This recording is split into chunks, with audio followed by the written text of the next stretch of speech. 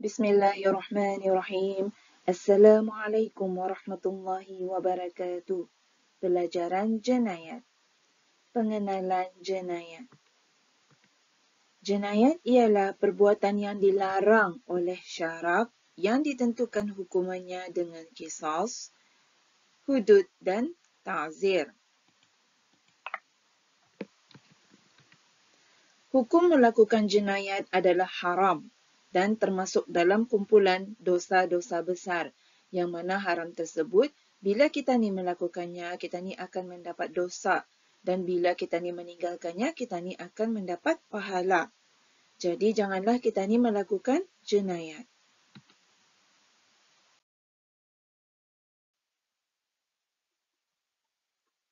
Hukuman jenayat ada 3 iaitu yang pertama qisas, yang kedua hudud dan yang ketiga ta'zir.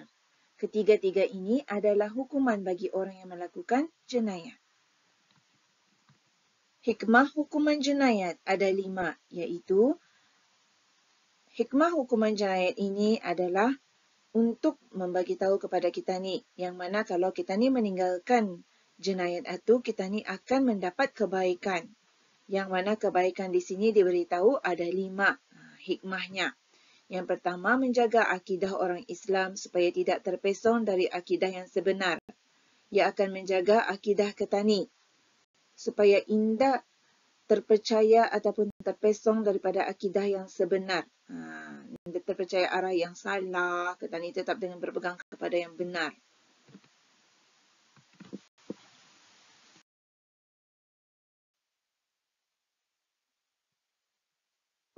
Seterusnya yang kedua, hikmah hukuman jenayat memberikan hak hidup dan selamat anggota tubuh badan dari dicederakan dan dirosakkan. Kita ni ada hak hidup kita ni yang mana orang tidak akan suka-suka hati boleh mencederakan kita ni atau merosakkan harta benda kita ni disebabkan adanya hukuman jenayat ini. Jadi kita ni akan sentiasa merasa selamat, ke mana-mana pun kita ni akan merasa selamat. Pasal orang tahu bila ia mencederakan seseorang itu atau merosakkan harta bendanya, ia akan mendapat hukuman jenayat. Yang ketiga, menjaga akal fikiran manusia dari kerosakan disebabkan meminum minuman yang memabukkan. Minuman yang memabukkan seperti arak. Arak itu, orang akan tahu dengan meminum arak ini, ia akan menjadi mabuk. Dan bila menjadi mabuk, ia akan membuat sesuatu yang salah, sesuatu yang buruk. Jadi kita ni tahu dengan mengelak daripada meminum itu ia akan menjaga akal fikiran kita ni sebagai manusia ni dari kerosakan. Okey, nombor 4, menjaga keturunan yakni nasab perwalian dan perwarisan. Okey. Menjaga keturunan kita ni ini hukuman jenayat bagi orang yang melakukan zina. Zina nanti murid-murid akan belajar pada tajuk pelajaran seterusnya. Melakukan zina.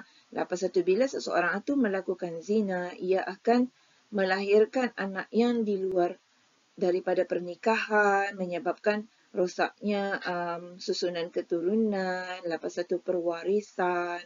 Itu sebabnya kenapa hukuman jenayat ini diadakan. Ada hikmahnya. Nombor 5, menjaga harta benda dari dicuri dan dirompak. Ini bagi orang yang melakukan perompakan atau mencuri. Jadi bila ada hukuman jenayat, seseorang itu akan takut untuk melakukan perbuatan mencuri ataupun merompak. Kerana mereka tahu katanya kalau ia mencuri, ia akan dikenakan hukuman jenayat. Jadi daripada adanya hukuman jenayat ini, kita ni akan sentiasa merasa selamat.